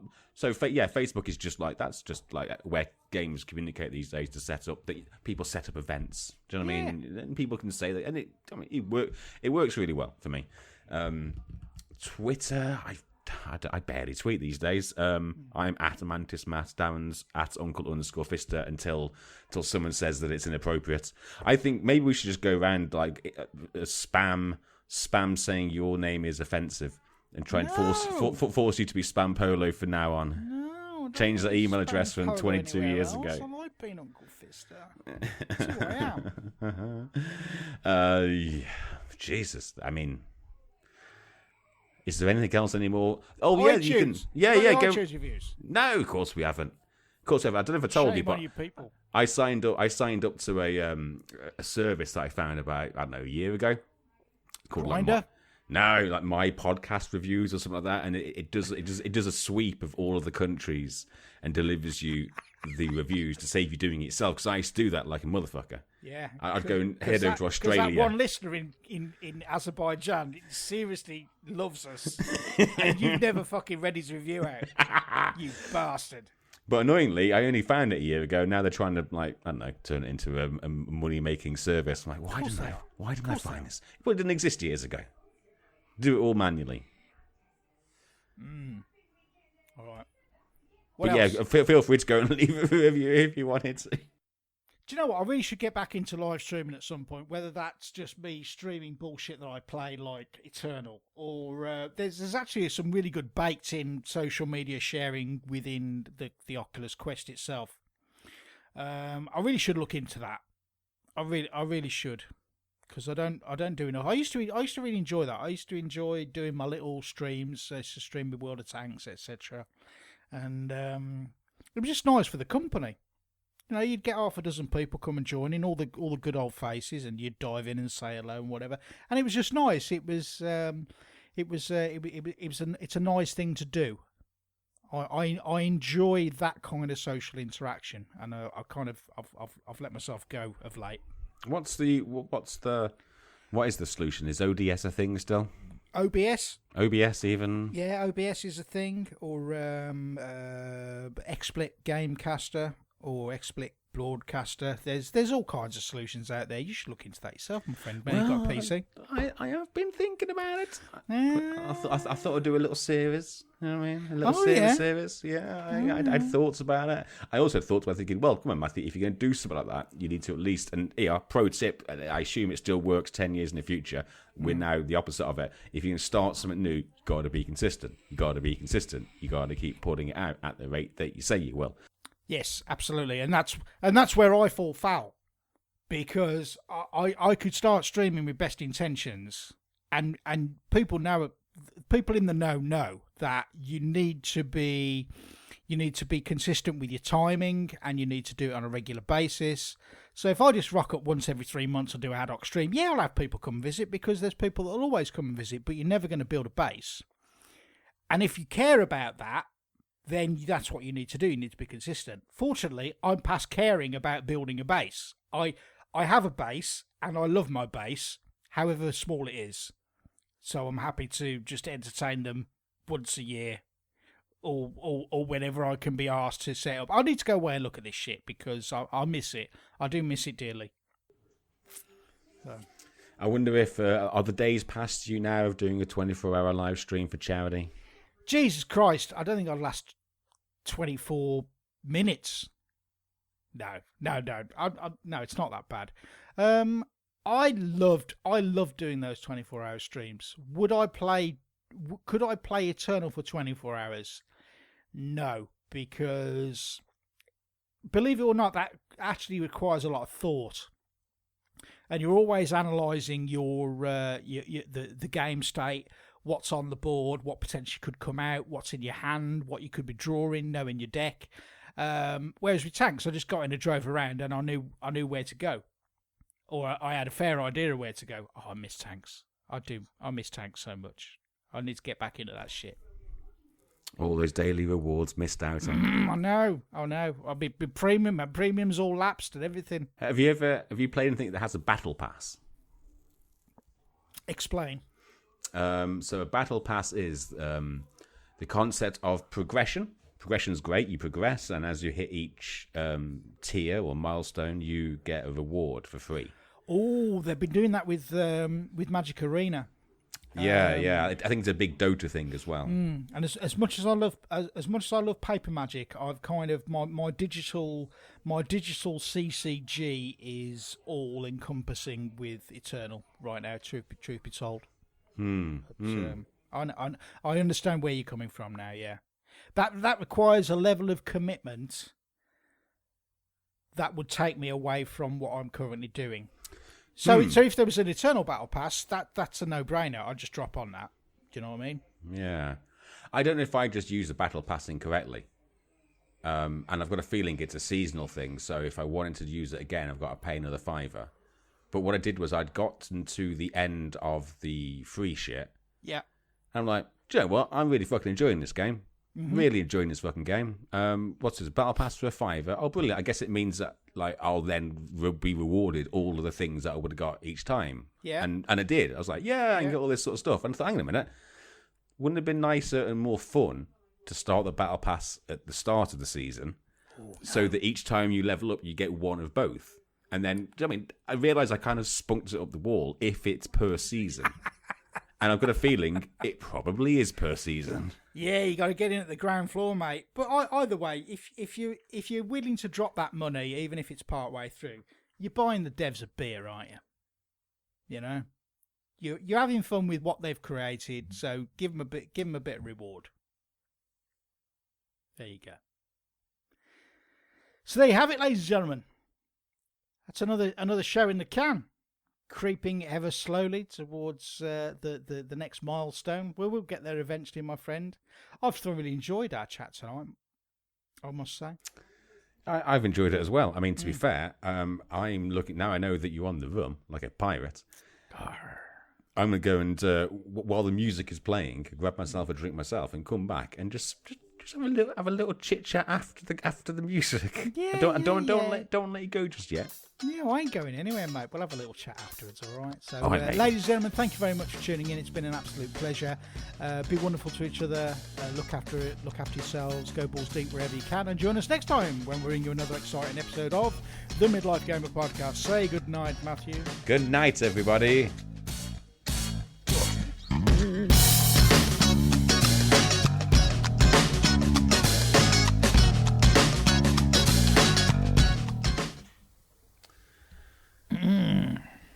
Yeah. 5 seconds of silence for me. All the silence.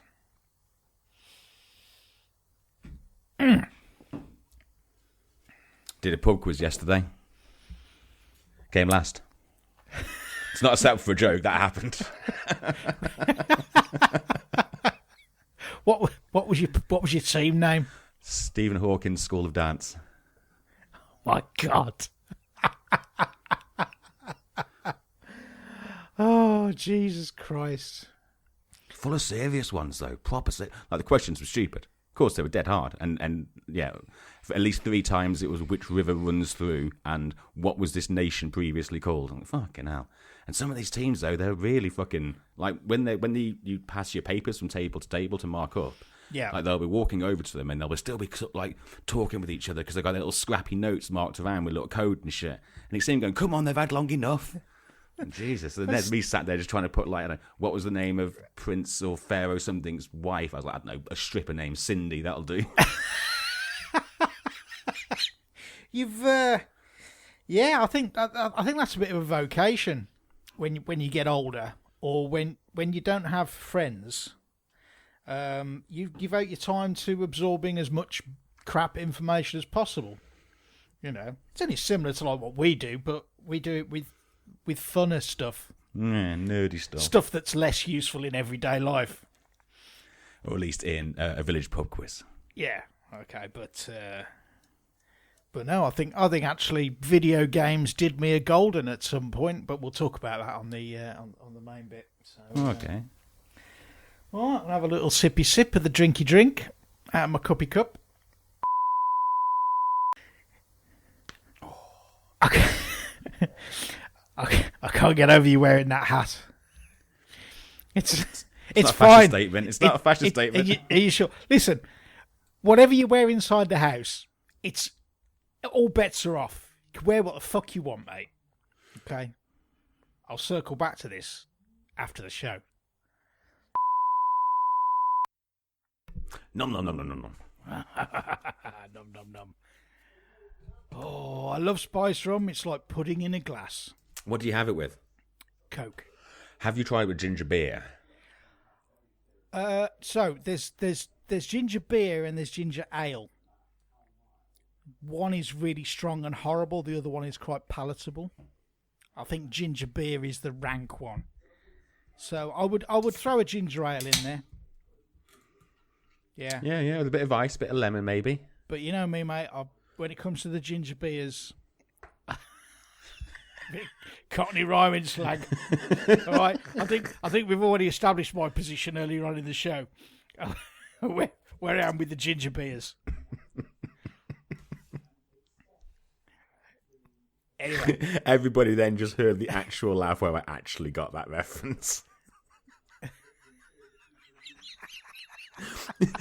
yeah. It was that Matthew. one. It was that one just before I cringed. The penny.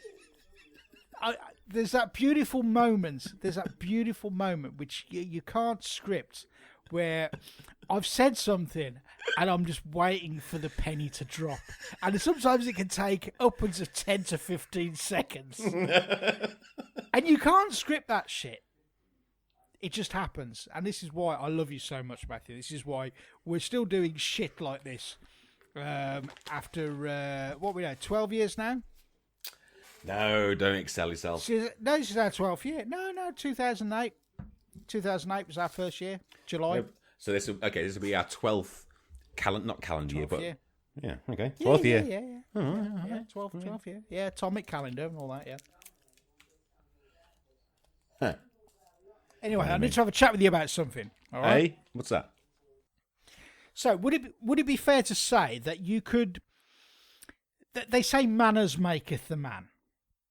Yeah, but I would also equally position the statement, "Clothes maketh the man."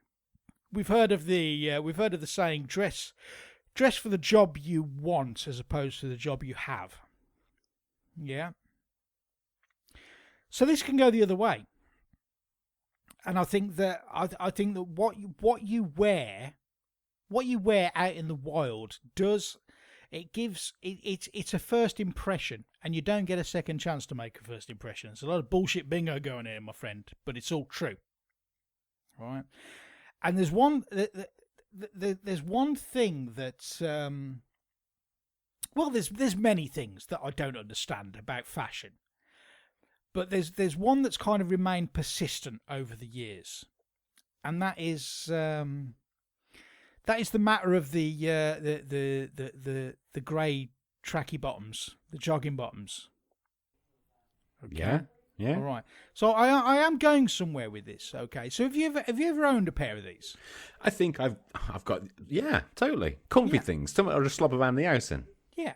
Maybe exactly. Go to the shop. Maybe go to the shops.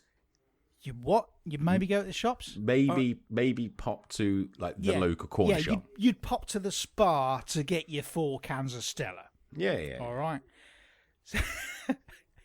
Just so happens he's drinking from a Stella can. I just pulled that out of my ass, and it so happens you're drinking Stella. You're so on trend, Matthew. So I've always viewed these as these are a sign of people that have given up on don't say given up. No. They've given up on any aspiration of greatness. Okay? If you wear... So, I want to be clear in the definition here. What you wear inside your own home is your own business. You do you, and you do it whichever way the fuck you want. All right? But the minute you take that shit outdoors and you're displaying it in public, you are making a statement about where you are in your life. Okay? Now, there's a reason why I'm talking to you about this, because I dropped upon a very interesting news item a few days ago, and it fascinated me. Okay? So there's a pub in Edinburgh. Yeah? So Edinburgh is probably very good for being accepting of all things, where it's from a comedy perspective, from a fashion perspective, but they're keen to assert their position on what they're willing to accept and what they're not willing to accept. And to this end, a pub in Edinburgh has put up a sign in their window. So they've identified a dress code for the pub. Okay.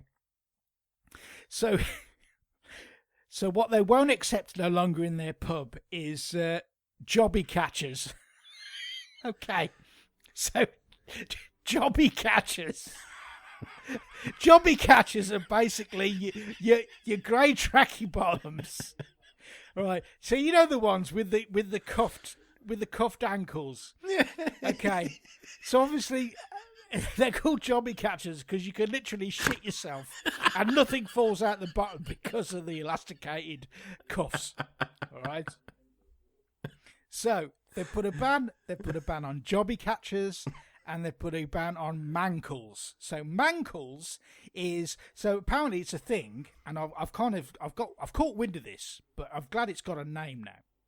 So these are the clowns out there. I'm not going to say blokes. These are clowns out there that they roll up their trousers, and then they'll wear shoes, loafers, with no socks, and they'll show their ankles off. So they're your mankles. All right. So these people can get in the fucking sea, as far as I'm concerned. All right? In with you. You go back through history, all right, and I'm trying to think back to the point where, okay, sandals is fine. You didn't wear socks with sandals. So you're thinking of the Romans, and you're thinking of what sort of times around Jesus and beforehand. When you wore sandals, you didn't have to wear socks. The minute people started wearing enclosed footwear, there would be some kind of stocking involved. All right? Because science says that when you enclose your foot, it's going to generate heat and sweat, and things are going to smell. So I don't understand why these young fucking lads are going out there. They're spending whatever amount of money, and I don't think these loafers are cheap by any stretch. But they're going out spending money on these loafers and sticking their foot straight into them, a bare foot, straight into them without any socks, and they are raising they're showing their ankles off. This was something that the women did in the 15th and 16th century.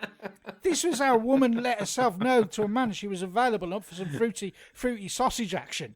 All right, there's no place for it in a world of modern man. All right, this is just some ponce wearing mince trotters.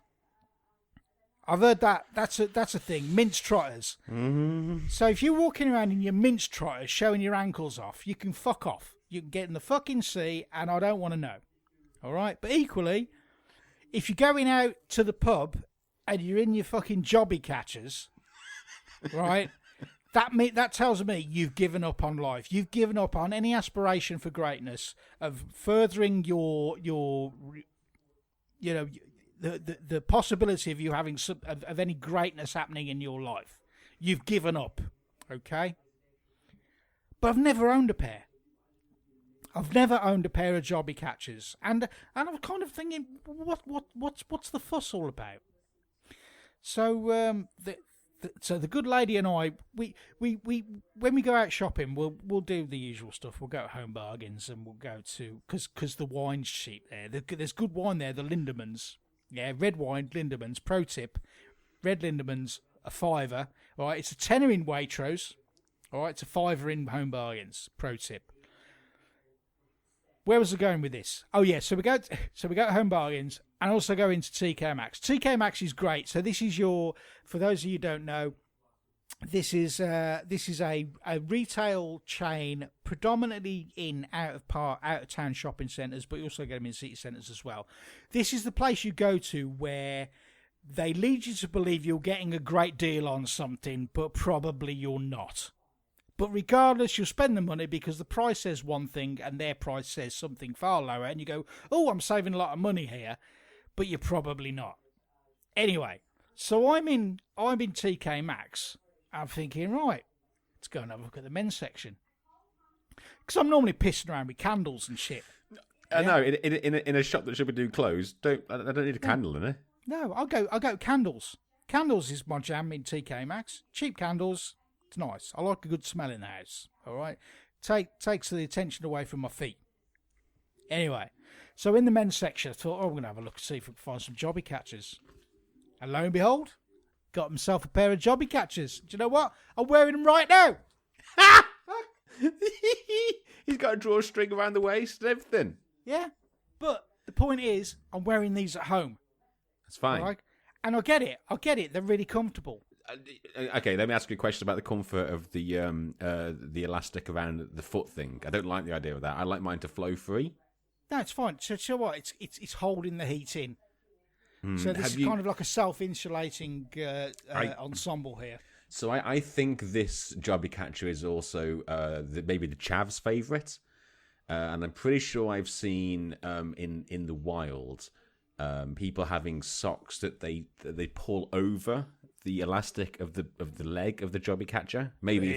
if you're working, you got a big boot. Yeah. There's a whole subculture. Mm. Well, all I'll say is I'm now aware of jobby catchers, and I love that name. It kind of just sums things up perfectly.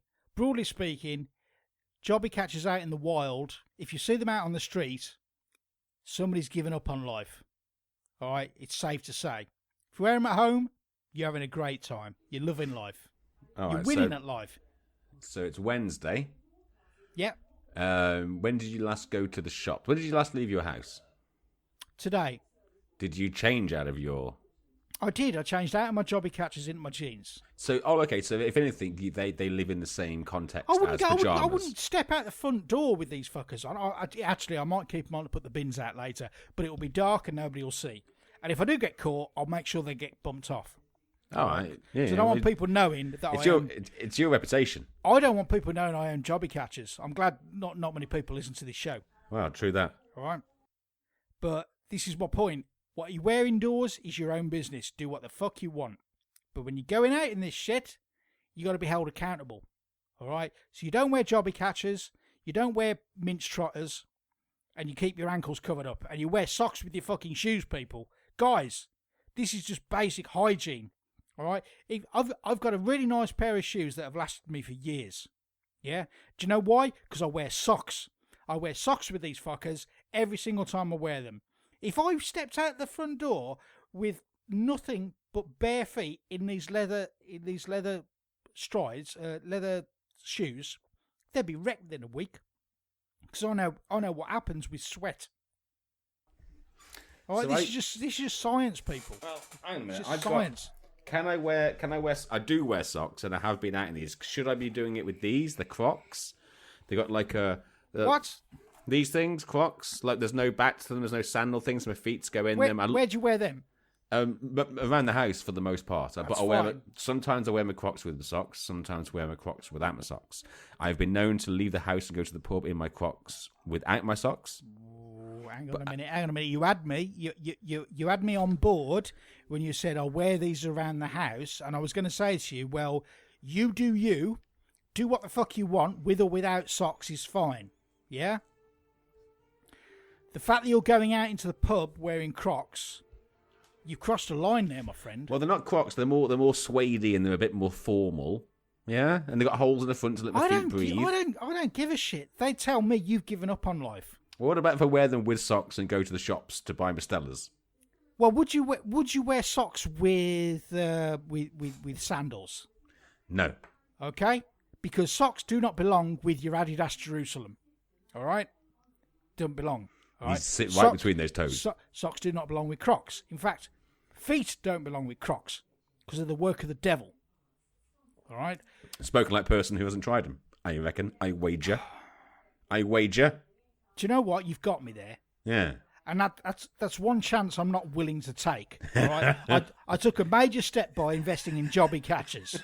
It's a slippery slope, isn't it? It is a slippery slope. It is a slippery slope. Those Jobby, they're like a gateway drug. They are, mate. They are. And if you ever see me out in the wild with my Jobby catchers on, you have every right to pull me at one side, give me a slap, and have a fucking word with me.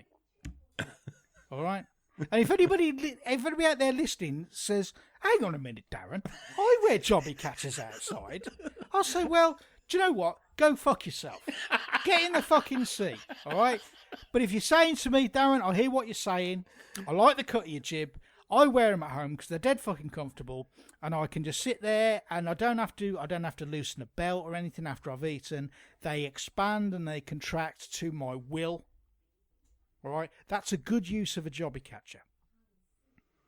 Jobby catchers serve a good purpose. Has it caught a around the Jobby house yet? doing fuck all. All right, the minute you step outside the front door, you got to change into something else, otherwise you may have fallen out. But don't you hate that though, or do you just try and do you try? But I hate getting changed. So I have that thing where I can be scruffy as hell because first thing I do is take the dogs out for a walk. Yep. And then I can come home and be like, I've not done anything about this today. Hence the hat. So it's interesting that. So the rationale could be because I'm going out with animals who don't give a shit about how I look, and if it's dark, then potentially nobody else will see me and be in a position to judge me. Could I wear Jobby catchers and Crocs while walking the dogs in the dark? I would say probably yes. I would permit that. From Uncle Fista's Fashion Police, if it's darkness and you're walking dogs, you're allowed. But if you're going to a pub, if you're going to a pub to socialise, right, smarten yourself up for fuck's sake. Put some socks on, stick some jeans on, wear a pair of Sambas or Stan Smiths or whatever. Just look fucking decent. Don't wear Crocs. Don't wear sandals. Don't wear fucking Jobby catchers. And do not, under any circumstances, roll your jeans up, show your ankles off, and look a complete. And I have spoken. This is the way. And Mandalorian fans will get this. I have spoken. This is the way. Is there when does a short no longer become? When do a pair of shorts no longer become shorts? Because you're showing off your ankle and your knees in them. What if you're doing that and you're wearing I think there's a calf. There's a calf threshold. So I think you can go. I think shorts can go below the knee. I think the minute they go maybe sort of 3 or 4 inches below the knee, you're looking at tradesman kind of things in the summer. Tradesmen wear them sort of things, don't they? Tradesman's entrance wear. That's what I'm saying. Yeah. And they have the many layers of socks in their crafty boots. Butcher. You're a crafty butcher. That's what you are. This one's still waiting to drop. We take your meat round the back, don't you? There we go. Yeah, there we go. Throw him a bone. Throw him a bone, he shoves it up his ass eventually. Fucking hellfire. So check it out. The wife's put together a Reiki room. That's cool. And don't tell me stuff like this when I've had rum. For fuck's sake. Anyway, let me finish. Okay. He looks fucking brilliant. There's lights and there's fucking jack stones. And it genuinely is awesome. There's and what stones? There's coloured stones. And she wanted to get some photographs taken. And we could walk around. I've got a nice camera on my new phone and everything. Yeah. But she was like, she asked our mate in the pub. She's like, do you do anyone who's like a photographer? She goes, oh yeah. So one of our friends, her name's Lucy or something. She's great. Get in touch with her. She's like friend of the family. So the wife gets in touch with her. It's like, oh yeah, we've been recommended. I want someone to take some pictures and I'll credit you on the website if I put it on the website and pay you commission. I mean, we'll make it nice and formal. She then about an hour into the conversation realised this girl's 14. She's like, oh, no. Go and talk to your mother right now. Go and talk to your mother that I as a grown woman, has approached you to do some commissioning work. And how it all worked out was it was really, really sweet. Like her mother was like, oh, she loves doing this sort of stuff and it's part of her course and it will help her. She'll get credited on something. So all that sort of stuff's really sweet. Okay. And apparently she was going to be sending the pictures through to me. So I'm kind of, I don't know, I completely forgotten about that. However, today, at one point I thought, have I been sleepwalking doing something bad, and do I now need a new phone? Because I'm refreshing my email client, waiting to get a link off you, and I get an email from someone called by a girl's name I've never heard of with no subject, and all I can see is like the opening gambit of the text. It just says, "Hiya, here's the pics. I hope you like them as much as I do. Kiss, kiss, kiss." I'm like, oh my god, who the fuck is this? Straight in the spam folder. This phone's going in the sea. Mucky links. Don't click on that link, mate. It download all kinds of horrible shit. But by all accounts, it's all healthy and fruitful and above board. I tell you what, just out of curiosity, I'm going into my spam folder right now because that sounds something direct out of my spam folder. I do keep on top of this spam folder on a regular basis. Us dates, US dates. It's a new day. Start with this match. So Erica has sent me a message apparently, and boy me, she's got a fucking amazing rack. Do you know what? I ain't interested because I know that that's going to lead to badness. So I draw the line at spam. I think the concept of bots and spam and for whatever purpose, be it phishing, scams, or whatever, I'm pretty sure that's moved over to LinkedIn because I'm forever getting like connection requests from apparent agents who are all fucking gorgeous. Maybe they are. Maybe they are. Maybe they are. Maybe they are. But I'm not willing to take that chance because if something seems too good to be true on the internet, it probably is. And there's probably a fat middle-aged bloke behind it masturbating. Of course there is, my friend. Of course there is. All roads lead to a naked man beating it. All roads lead to Uncle Fista beating it like MJ.